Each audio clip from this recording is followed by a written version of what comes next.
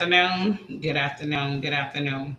Welcome back to the Seat at the Table with Apostle and Evangelist Garrett. We are excited as we get ready to kick back off. As you all know, we've had a lot of things going on. Apostle has had to go back out of town for another loss of family. But we are back at it once again. You know, we all have to recuperate sometimes whenever you go and travel. And those of us that know Apostle personally, we know that he does have some health issues that he does live with on a daily basis. So after getting prepared and getting us some proper rest, we are now back at the table once again. We are excited, as you all saw on Sunday. Apostle was back and back in charge of our worship service on Sunday. So we are grateful for having him back in the house with us again. We know that this has been a busy week.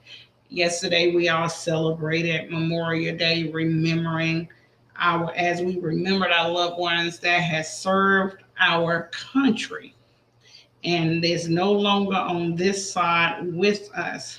So I pray that as you celebrated, you and your family had an awesome time in celebrating your Memorial Day. And if you have reached this video, that means you are yet still amongst the living. So we thank God for that. Oh, you tapping me to join in? Yeah. Yes, we are definitely grateful. So thank you for all of your prayers.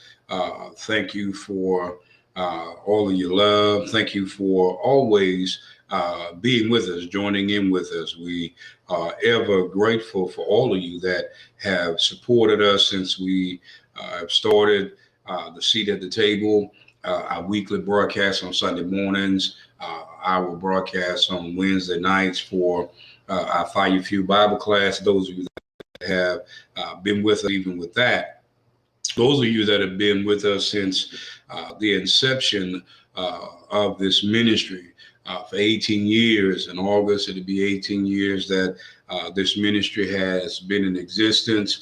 Through all of its transitions, through all of the people that have been a part of it, that have left it, through all of the things that have taken place, through all of the trials, through all of the things that have come about, everything that God has allowed to happen. We're definitely grateful. I'm grateful in spite of it all to all of the people that God have allowed me to come in contact with that have either thought ill, good, or whatever you have taken it. Me personally, I've always looked at it from the good standpoint. I have no ill will feelings toward anybody. I've had many people along the years to ask me what I get back at anybody. Now, at the end of the day, we all have whatever you want to call it that we've done. Do I like everything that have transitioned, that have taken place, what have been said, how it has been done? No, I haven't. But at the end of the day, I still love everybody. So I don't have a reason to get back at anybody. Do I like how people have come to get what they wanted to get and go do what they wanted to do? No, but I do believe that at the end of the day, there's a purpose of why God allowed our paths to cross, for the reasoning behind what they have done. So at the end of the day, you've gotten what you needed to get. I've given you what God me to give you. So out of that, it all have worked out for good. And the Bible still says that, all things work together for good for them that love the Lord and that are called according to his purpose. Now, check this out. Now, whether or not your purpose is to benefit the kingdom in building it in the right way, or whether your purpose have been called by God to be one of those people that God uses to refine the kingdom, to attack the kingdom in manners and in ways that begins to remove things that people have allowed to come into the kingdom and didn't recognize it, or doing things in the kingdom that they shouldn't be doing, so that it can now purge the kingdom. It can now prune the kingdom. All things still work together for good. So I look at it as a benefit one way or the other. So all things that happen, everything that takes place, no matter what it is, God does it. So there's a time, there's a season, there's a purpose for everything under heaven, as God has said. So you got to look at everything in such a way, whether you really want to like it, whether you really want to see it, whether you really want to believe it, God allowed it to happen to end up for the good and the benefit and for his glory. And the good thing about it is that you get a chance to experience that glory as well. Evangelist had a topic that we were supposed to deal with on Saturday. We decided not to deal with it on Saturday. Take a break, get some rest, recuperate, build, allow our bodies, our minds, and everything to kind of get to the place of really just taking it easy, because we're always on the go. I'm always on the go. She's always doing her job. At her job. So at some point, you got to have enough common sense, not just biblical sense, not just spiritual sense, not just common sense, not just natural sense. You just got to have some sense, period, to know when to just kind of take it easy, because it can cause some undue stress in all areas of your life. So you got to know when to just kind of back off, kind of just take it easy, just sit back and just allow yourself to be able to exfoliate, to get to the place to where you just breathe. And sometimes we don't allow ourselves to breathe. So when you look at the things that take place, we can create storms that don't need to be created, or we can cause ourselves, as one of the prophets says, we can sow to the wind. And we can create a whirlwind that comes back that causes more trouble than we need to have. So you got to know how to weather the storm. You got to know how to still work through the storm. You got to know how to deal with the storm when the storm comes. If you have created it, or somebody has entered into your life, or you've engaged in something that have caused the storm to come about, what do? How do you manage the storm? What do you do in the midst of a storm? There's all kinds of things that we're all getting ready to do, because this month is just about over. And come June 1st, we know that it is the time that everybody is preparing for what is considered in the South, Southeast, those that live in the Gulf region, that live on the Gulf Coast, along the Gulf Coast, close to the Gulf Coast, what they call hurricane season. So you got to be prepared, because so many years past, about 30, 40 years ago, they didn't have the technology that they have now, and weather centers didn't know what it was to be prepared for tornadoes. There was a point in time where they were not prepared for tornadoes, and so many tornadoes have passed by. Just on yesterday, you had 20 plus people that lost their lives, but you had thousands of others that lost their homes, and thousands of others that are still without power right now and got to pick up the pieces, because there's so much debris that is scattered everywhere. Some of their things, as you listen at the news from those that are in Kentucky and Texas and other places that had to deal with the latest tornadoes that took place, because of how hot it's been. Just today, where we live, our heat index was at 103, and right now it's 89 degrees, and the heat index is 95, and it's a little bit after 8 o'clock tonight, and it's almost 9 o'clock. So think about how hot it is in other places. So when you talk about storms, you talk about the heat, you talk about cold air. When those airs begin to mix together, they create, they generate, they cause some issues, they cause some things to happen. There's some turbulence that take place. So think about when you have people that's coming together, because they have many things that are happening with them, emotional turmoil. They have things from their past. They have thoughts that are going through their mind. They have problems that they're trying to alleviate, figure out. They're not certain or sure of how they're going to get by. They're getting ready to lose a job. They may have gone through sickness or some kind of distress, and all of these things cultivated with somebody coming to them with, just some foolish question, some foolish gesture, and you got all these things mixing together. Somebody to mix together, some kind of concoction that now have caused them to mentally, psychologically get to the place to where they have an imbalance. Or you have somebody that may have some kind of psychological mental disorder have now been disrupted by somebody that don't understand that they have a problem. Take a child that may be autistic or maybe at a place, we don't like to use the RT word. People have a problem with that, but they may be Down syndrome or they may be mentally incapacitated, and there are things that disturb these people, sounds, colors, lights, and different things that disrupt them, causing them to be at a place of people just doing fidgety things that disrupt some of these folk. Or you have a person that may have a nervous disorder, period, and their body is always trembling, and you got other folk around them, and they're not certain, they're not sure of what's really going on. So now it creates a storm. And what is a storm? It is something that is out of order. It's something that is not stable. It's something where you got air pressure that is at an imbalance. It comes together where hot and cold air mix together and they clash. And when there's a clash of things that are not the same and the temperature begins to rise and fall all at the same time, it causes a catastrophe. So when you got people with somebody with a hot head because they're angry, they're upset, something didn't go their way, they got some bad news, they got news that they have nothing to really live for. They just lost everything. Wife getting ready to leave, husband getting ready to leave, child just died, child getting ready to face, life in prison, child getting ready to be on death row, husband, you just found out that, there were some things been going on for years. They gave you, something that you can't get rid of, and medicine can't do anything about it. So now there's a storm.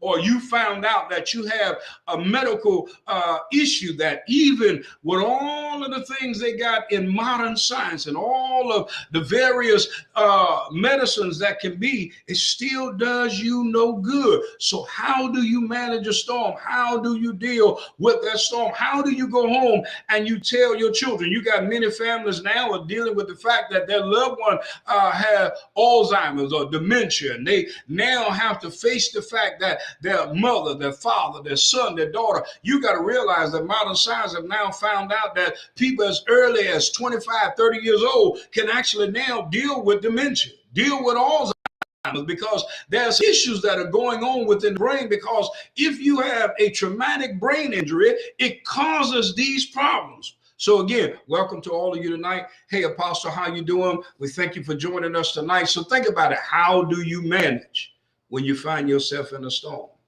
Jesus promised us these things. He said that my peace give I unto you, not as the world give, but give I unto you. He said, be of good courage. He said, I've overcome the world. If you can learn to manage your thoughts, if you can learn to manage your mentality, if you can learn to begin to manage how you think, if you can learn to guard your thoughts, if you can learn if you can learn to keep your mouth, in other words, keep your lips. David said, Lord, guard my mind, guard my thoughts, and guard my lips. If you can learn to be able to stay humble, you can be submissive to the word of God. If you can learn, as Solomon said, trust in the Lord with all your heart. That means your mind, the very place and seed of your intellect, the place where you begin to conversate and begin to congregate and begin to conjure up the things that you need to figure out how you're going to begin to reason on how you're going to do or make your next move or the choices that you're going to make. So the seed of intellect, the place where you reason on how to figure out how to go forward, how to go through, how to get through. What are you going to do to get through it? How are you going to answer the questions on this job application, whether it's a written paper application or whether it's online, because everything now is online. What are you going to do when you get to the interview? How are you going to take the only $100 you have left, and you have 3 children, a husband or a wife at home, and you still got to make sure that their lights, gas, and everything else to be able to go back and forward to work to make sure that you can manage and maintain. Now you got a 2-year-old, got an 8-year-old, and you have a 13-year-old. You got to make sure that everybody have everything they need. So it's not like it was, in the late 60s, the late 50s, the late 70s, where, mama and grandma and them, they knew what to do, and they can go to the store and get, $30 worth of food, and you were good. $30 worth of food ain't gonna feed you for a few days until you get paid.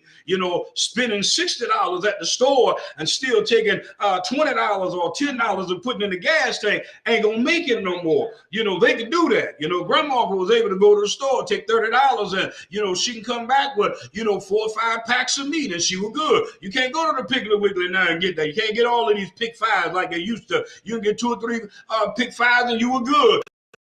For a couple weeks, you can go get some dry beans or some good canned goods and maybe 2 or 3 loaves of bread. You're not doing it now, because one loaf of bread gonna cost you about $2 and 40-something cents. So $3 now. That's right, $3.50 now, almost $4. So you got to think about it. How will you weather the storm? What are you gonna do? You look now, if I had to pay the cost, if I didn't have the insurances that I have, I can tell you right now, one of my pills from my heart, it cost $7,000 just by itself. Come on. And if they would just take the pharmacy and they would cut it in half, I would still have to pay $2,000 just for one pill. So you think about how will you weather the storm? That don't amount for the other 15 pills that I have to take. So how do you weather the storm? How do you manage the storm? How are you managing now? How are you managing your depression? You feel depressed. You're going through depression. You're going through moments and emotional and social and mental and psychological and physical, strain right now. And even those of us that are leaders that are sitting down and we're listening at those that have the issues in their homes and in their relationships, some things can simply be done by changing how we make decisions and choices, by the things that we get involved in, how we get involved in it, how we are hearing, what it is that you're hearing, how it is that you're hearing it, what it is that you heard. Are you sure you heard it in that manner? Did you really face it when you needed to face it? Some things we choose to put off today, and now we done put it off tomorrow. And here it is 6 months later, you still put it off. And you keep saying you don't want to turn a molehill into a mountain, but you turned it into a mountain the moment you decided that you didn't need to deal with it at that moment. Some things you need to not just address, but you need to now, in the addressing of it, you need to rework it and establish a new standard. You need to put in place or make an implementation of what is now not going to continue, because if you don't put a stop to it and now put some proper protocols and procedures in place, what's going to happen is that because you didn't reestablish authority, you didn't put the mere stop, but a yield sign, or we're going to table this, too many things are being tabled that keep creating the same storms. So because Jesus gave us the ability and he gave us the words that he will allow us by our faith, you can't continue just to say, so then faith cometh by hearing. Yes, it did. And hearing by the word of God. Yes, it did. Yeah, all of those things are very true. But are you really hearing the word of God? You speaking the word of God over you. You speaking the word of faith over your life. But are you making an application of it to your life? Are you really applying it where it is? That was why God allowed me to take on Wednesday night and use the example of the application of makeup. Mama taught you how to cook. She gave you the steps. She gave you the measurements. And you can go online and you can find many recipes. And they tell you, a half of this, a third of that, a 16 of this. And they tell you half a cup of this or a cup of that. And maybe, a third of this and a third of that. But most of us, because we like things that have real good flavor, we add more than what it is. And now when we cook it, we done messed up the recipe. If you're baking a cake, they tell you, you need so much flour, 2 cups of flour. They tell you that you need, 2.5 cups of sugar. They tell you that you may need a stick and a half of butter. Depending on what type of cake that you're making. They tell you how long you need to, blend it, fold it, and all of these other good things that go with it, depending again on the type of cake. God tells us in his word how we're to go about dealing with our storms. Christ, when he got ready to cross over, he went in the hull of the ship. We all know the parable. And he went to sleep. Wasn't that he did not want to help his disciples, but he had already taught them for over 18 and a half months. So now you should know how to quiet the storm yourself. Why are you always waking? Now, he's always on board. He's always there. But at some point, you should know how to speak to your own storm. Mm-hmm. You should know how to manage your own storm. Mm-hmm. By this time, as leaders, whether we are the apostle, the prophet, the pastor, the teacher, whether we're the overseer or the elder, whether we're the Sunday school teacher, whether we're the counselor, at some point in time, you got to know how to deal with some issues on your own. Because at some point, you got to know how to be able to look at the issue you got and speak to it. Why are we always so afraid? He didn't give us the spirit of fear, but of love, of power, and of a sound mind. He gave us peace. That's what the word love there, when you really decipher in the Greek, what the word love in the text really means, it means peace. The word power means authority. Sound mind means a disciplined process of thinking. Because now we discipline our thoughts. We bring our thoughts into subjection. We have our thoughts everywhere. They run from, as my dad used to say, from Tishomingo all the way to California, and from California all the way to Maine, and from Maine all the way back down to Florida, and from Florida down to Cuba, and from Cuba they run all the way to Greece, and from Greece they come back to where you live. Do you really have them in control? Subjection means they're at a place to where they are under authority. They are in corral. They have been corralled in. They have been put in a band around, and they're only let loose when necessary, and they're used by the proper use. They have the reins on them, and now the rider is the one that controls where they go, how they go, the manner in which they're used in. They have a proper use for them. Is that making any sense, Evangelist? So when you think about weathering the storm, when you think about managing the storm, when you think about getting in the storm, you continue through the storm. You don't stop because the storm is going. You don't stop because the storm is raging. So when the storm got bad, they asked Jesus, "Carest not that we perish?" No, it ain't that Jesus want to see you perish because you got a sickness that it doesn't seem that the cancer medication is not working, the radiation and the chemo is not working, and all the other things that they're doing doesn't seem like it's going. The pain medication and the management that they're using for that doesn't seem like it's bringing it under control. I have arthritis throughout my spine, in my shoulder, in my neck, in my lower back, in my knees, in my ankles. And at the end of the day, pain medication only do so much, because what it does, it numbs the area where the pain is at. So the management of it, all it does is tell the nerves, I need you to calm down. It tells the muscles, I need you to relax. But it does not take away the pain, because what it's telling the brain, I need you to go to sleep. I need you to tell those nerves and those muscles, I need them to relax. I need them to go to sleep for right now. But once they have now settled down, because what happens, it causes all of the inflammation that has built up around where the pain has now steady been going, because what takes place is that those nerves are steady doing this, and they're steady going, they're steady firing. And while they're rapidly firing, what they're doing, they're sending not only signals out, but what's happening, they got all kinds of blood that's going out, and it's causing swelling to take place. And what's happening, why they're causing swelling, now your body is saying, it will send a signal out to your immune system. Hey, we got a problem. I need y'all to send some T cells. I need y'all to send some white blood. I need y'all to send some red blood. We got to go to war. We got to go to fight. We got an infection that look like it's starting over there. So the swelling have come, because now your body has now reacted, because the internal hospital has now went to it, because there's a storm on the inside of your body. Mm-hmm. They used to sing the song, there's a storm way out on the ocean. It is heading this way. So what do when you recognize a storm? You make preparation. You batten down those Navy personnel, they used to tell them, batten down the hatches. That means you tighten everything down. You everything down so that now we're going through this storm, we get into, high seas, because you being working offshore, you be on a workboat and we got it as high as 10-foot seas. And what happened is the water take you way up in the air, 10 foot in the air. And when that water drops from under you, the boat go. And I know y'all saw the camera shake and y'all heard me hit the table, but that's how you hit back down. And when you hit back down, it's like dropping down on cement when you drop back down on that water when you at 10-foot seas. But think about somebody that's been in the Navy and they've been in 30-foot seas. And the biggest I've been in is been in 10-foot seas. And I'm like, you know what? And your body say, hey, dog, hey, bro, look at him. My stomach don't know whether it's up, down. My heart say, hey, wait a minute. I was so glad to get to the platform. And I'm saying, you know what? I will take a helicopter back. I don't want the boat no more. But it was one of those rigs that you had to go to the rig by boat only, in and out.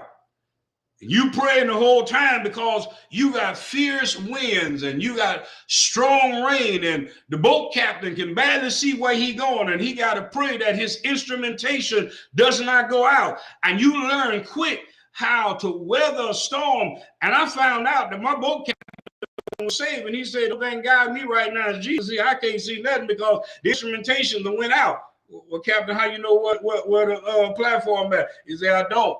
Jesus guiding us." He said, "You don't know the Lord?" "Yeah, I know the Lord. I've been praying the whole time, but I'm glad to know that you saved." He said, "Well, just relax. Sit up here, in the wheelhouse with me. We just gonna let the Lord guide us all the way through." And that's what happened when I found myself, and that's the only workboat I went out on was with him. Mm-hmm. Captain Mike and I became the best friends because he helped me to understand how to ride a storm out on a boat. And my father was a Navyman. He told me what they did, but I found out how they did it by being with a Navy man that worked on the workboat. So what am I saying? He showed us how to make preparation. And as we got in, because even though I worked on the rig, when you ride that workboat out, you become a worker on the workboat. You got to begin to help them tie everything down. They're workers that work on the workboat, the riggers and all of the other folk that's on the boat. You become one of the workers on the boat to make sure everything is secure. And then you make sure the hatches are locked down so all of that water is not taken on the inside of the boat. You learn how to now lock everything down so you stay safe.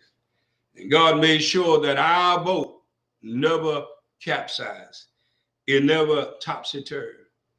But I tell you what, for those 2 hours on that trip, about maybe 4 or 5 times, we went up and slammed back down. And one time it seemed like we just were riding the wave. By the time it came back down, it slammed back down again. And then finally, the storm ceased. We were singing and praying the whole time. He would come, I would come, but everybody else was in the corner, like I said, they were shaking. How y'all can be so calm? Because Jesus on board. So that's how you begin to weather the storm. But it's not just weathering the storm. It's what do you do when the storm is approaching? How do you work the storm? How do you manage? What are you going to do to manage the storm as well? So that's what we want to begin to talk about as we approach this new seat at the table. So when you're at the table and you find yourself, I don't care how saved you are, and this is what sometimes really trouble my mind and my spirit with us that are saved, is that you act like your mouth don't say things ain't got no business saying. Because when you get in a storm, you find yourself saying some things, and then you be like, "Oh Lord, I'm sorry, I ain't as saved as I thought I was." Yes, you still saved. You just found out at that moment, your flesh said, "You know what, Jesus, I understand, I love you, but I don't know what I'm going to do right now." In your mouth, just go to rambling. But you got to bring it back in. You got to reel it in like catching a big old fish. And you got a small line. And I've seen some folk catch some big fish on lines that they weren't supposed to catch it on. So what do? You take your time. What you got to do, you got to reset your drag on your line to bring it in. You can't just jack and you can't just pull. You got to reset the drag So while you're managing the storm, you got to reset the drag of your life. What that simply means, sometimes you got to loosen it up. And instead of you fighting the fish, you got to let the fish fight you and wear itself out. When you let the fish wear itself out, you can reel him back in. So you got to make adjustments. If you're not willing to make adjustments, then you don't know how to manage what's going on. I see my brother Ernest came on, and Coach Brown, my brother Ernest, he's a coach. Sometimes when you see the game look like it's getting ready to slip, you may have to take the best player, because the best player have allowed the players that's on the court to now overtake them and anger them. So you got to let him come out. Sit down for a moment. The player that it don't look like can get the job done, you put him in while you get your best player to now get his mind right and sit down. And you put the player in that don't look like he gonna get the job done on offense, on defense, don't look like he knew the plays, didn't look like he can set up the defense, didn't look like he can do anything, didn't look like he can shoot, and now he bring you back in the game. Now you put your star player back in, bam, now go to the game, because what happened, you made the proper adjustments. You reset the drag. And what they were not looking for was this little 5'9" player coming in, play against everybody on the court that was 5'10" and 6 foot above. And you got this 5'9" player coming in against everybody else that's bigger than them, look like they're quicker than them. You done put him at a shooting guard position. You done put him at a power forward position. And they're not understanding what is on this coach's mind. There's no way in the world they're going to bring this back. You done shifted everything around. And all of a sudden, where you were down by 10 points, and it was only 3 minutes and 30 seconds left in the game, here now, you done won the game because you took them off of their game, because they didn't understand how you reset the drag on your line.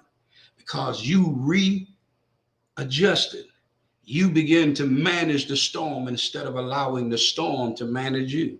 Is that making any sense to anybody? Mm-hmm.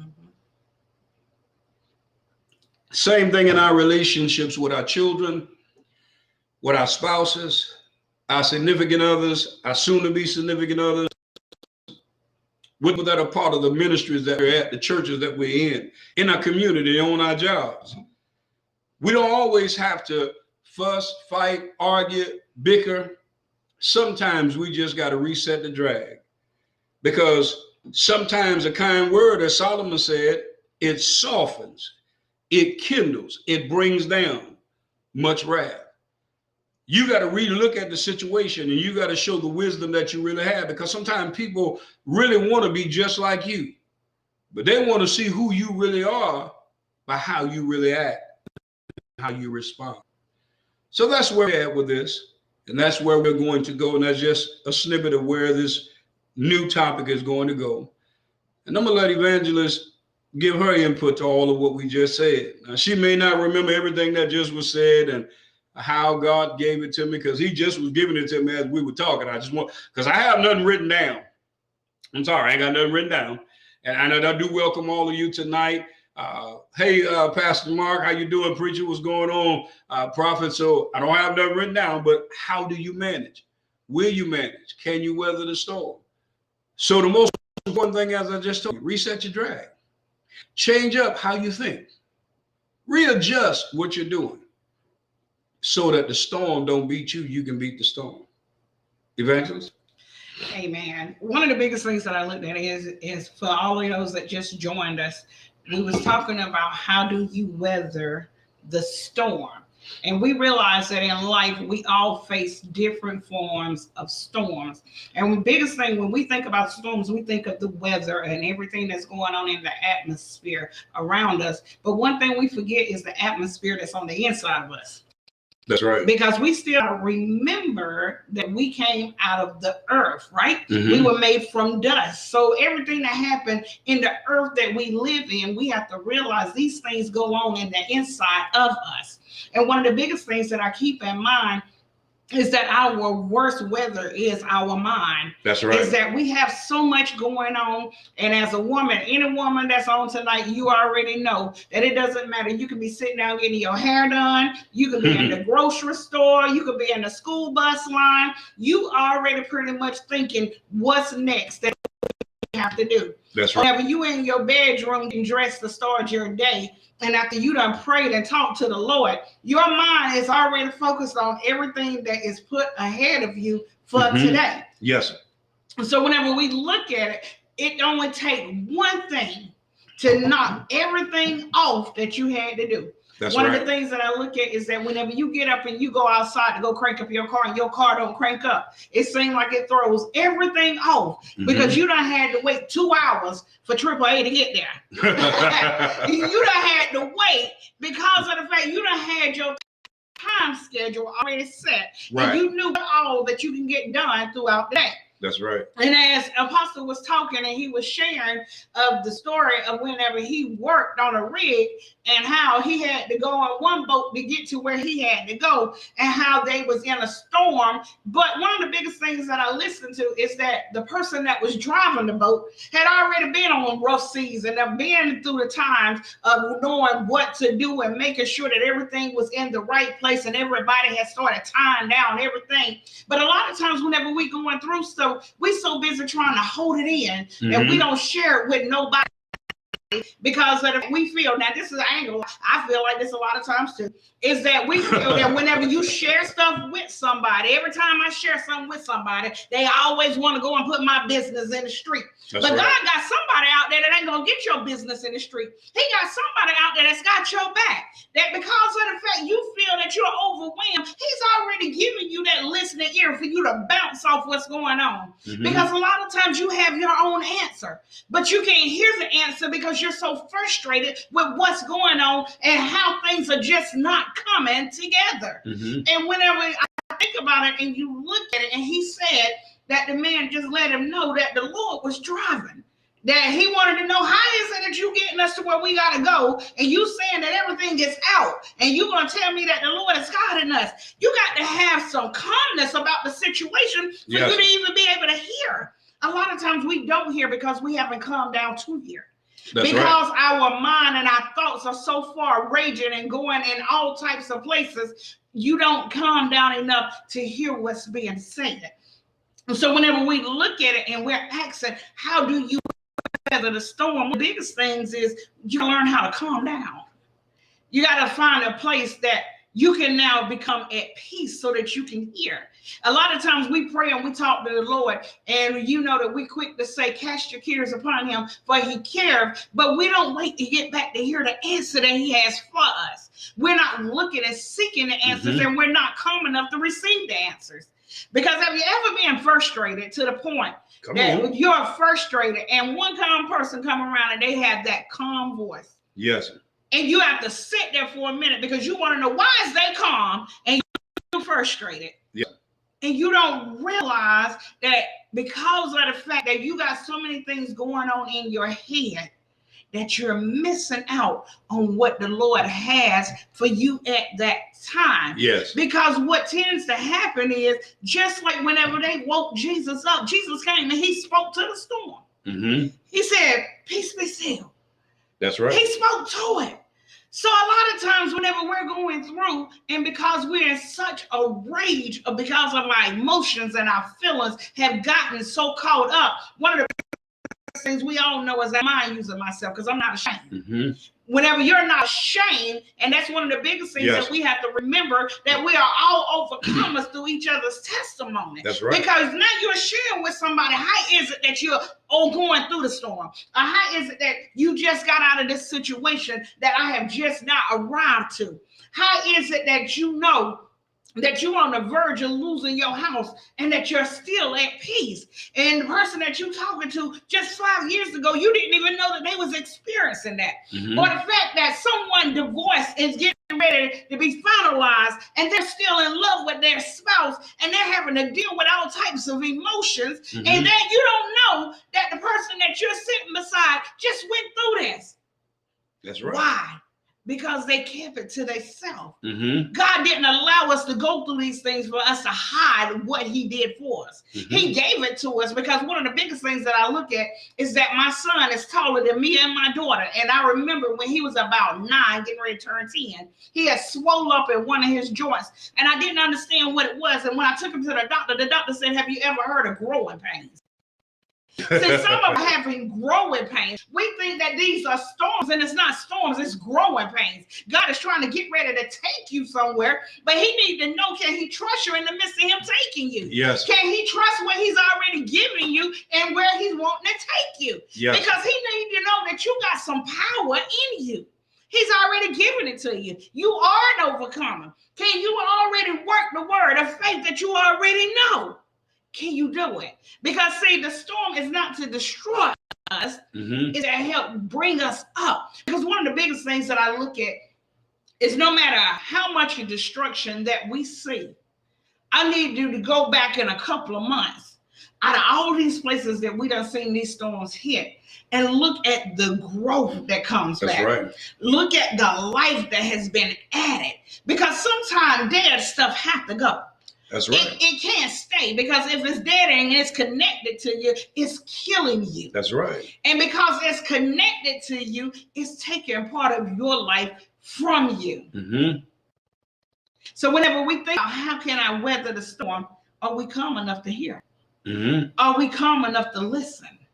Are we calm enough to understand? Or are we resilient? I think I talked about resilience last week. Mm-hmm. Because one of the biggest things about being resilient is that you learn how to straighten up. You learn how to bounce back. You don't stay where you at. We use the parable of the prodigal son, is that he found himself in a place Mm-hmm. where he had done gave out everything he had. He done got his inheritance, and the inheritance given to you after someone passed. Not before they passed, but before his daddy died, he had already got what was his. And he spent it out. You know how you get them friends that just love you because you got something right Exactly. now. But as soon as you ain't got nothing, they get missing. Oh yeah. And his storm is that he was out there enjoying it, and he didn't see the people around him wasn't for him. Mm-hmm. And he was willing to eat out of a hog pen. That's right. And one of the things, if you look at it, anybody know me know I'm a visual learner. I always share that I'm a visual learner. Yes. And one of the biggest things that I remember from a childhood is that my granddad had 2 hogs. And there was this big, nasty 5-gallon bucket. The biscuits that was left over from breakfast went in there. The grits that was left over from breakfast went in there. Whatever we had on our plate was scraped in there. And that's exactly where I was going. It was called a slop bucket. That's right. Then Granddaddy would take this bucket outside and he would fill it up with water. And then he started walking down the hill. And as he was walking down the hill, it was just dropping everywhere.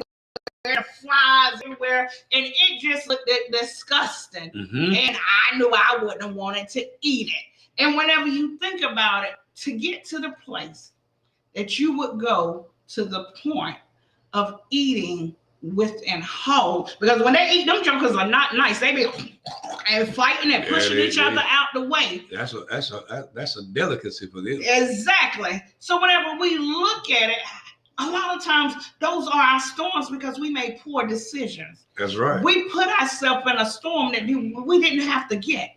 We didn't lose. You didn't lose the house because of the fact you didn't have the money, but because you was out spending money as though you had a whole lot of money, but you didn't think about the house rent or the house payment that you had to get ready to pay because you was out with other people partying and gathering along that you missed the fact that you had bills that you had to pay. Yes. But yet we still call on God and he still listens.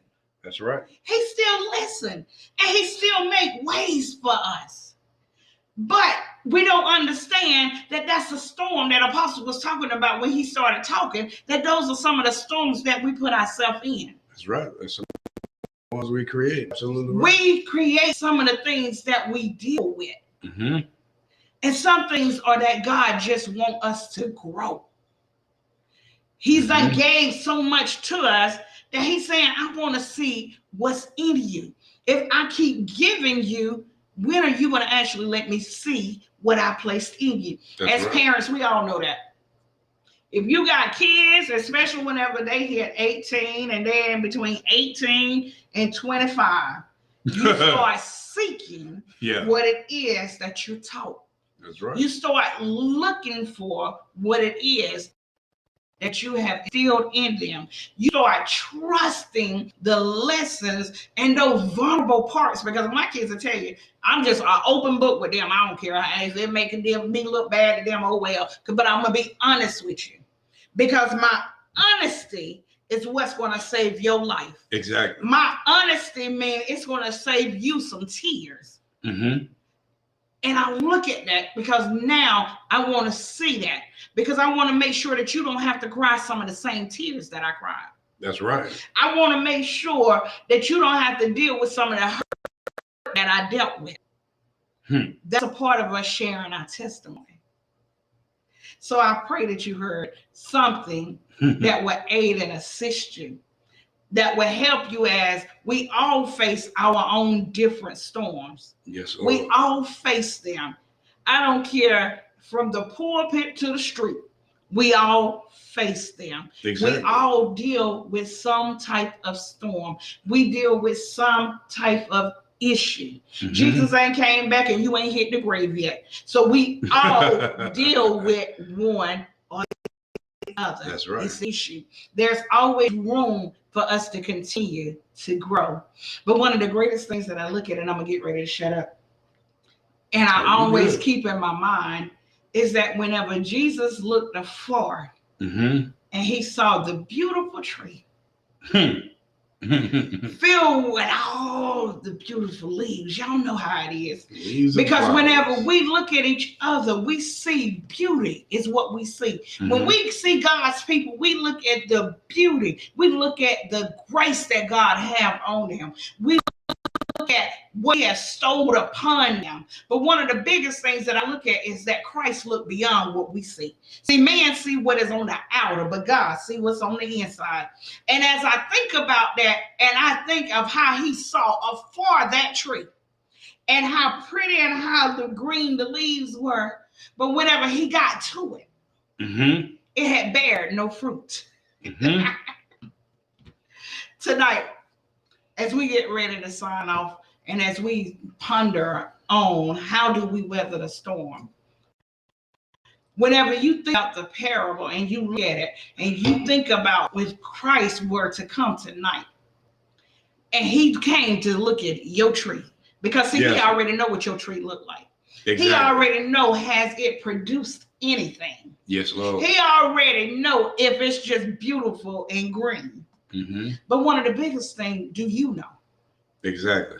Do you know? Because I don't know about y'all, but one of the things I pay attention is death is in the ranks. And he's coming. And we already know that every year has its own number. That's right. Do you know where you would be if he comes to your tree? Do you know if you have bared fruit? My. I ain't say a fruit. Did you bear any fruit?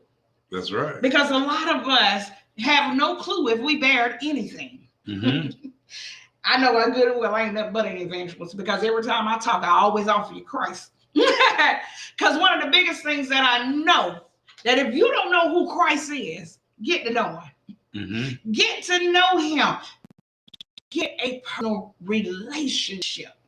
Because we don't know when the day nor the hour when he's coming.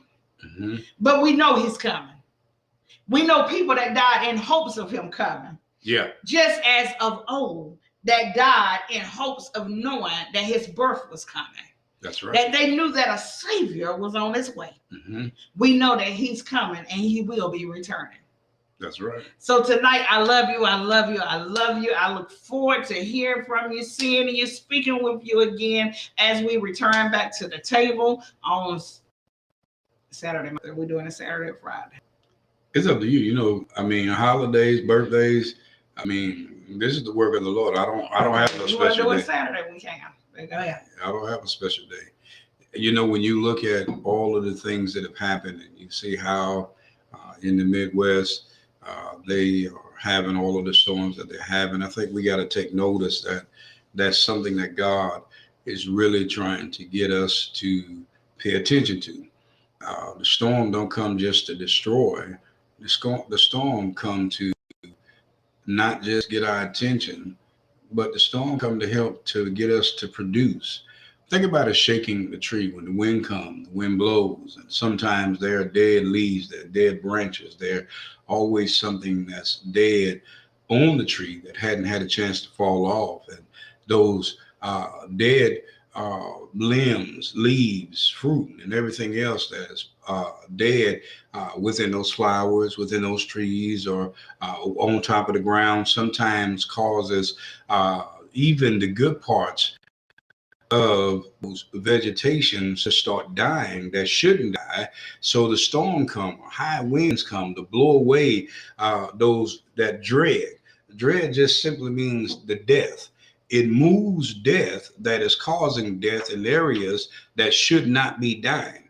It moves away death from vegetation that is producing life, getting ready to produce life, that can produce life. So sometimes God has to allow storms to come, remove all from it. Hey, cuz, so you got to think about it. The storm is not there to hurt you. And although sometimes storms does produce death, there's some of us that had opportunities to be about the things that God wanted that we didn't, had opportunities to get close to God, have a relationship with Christ, recognize where he wanted us to go. He put gifts in all of these vessels. Don't matter what your color is, don't matter what your creed is.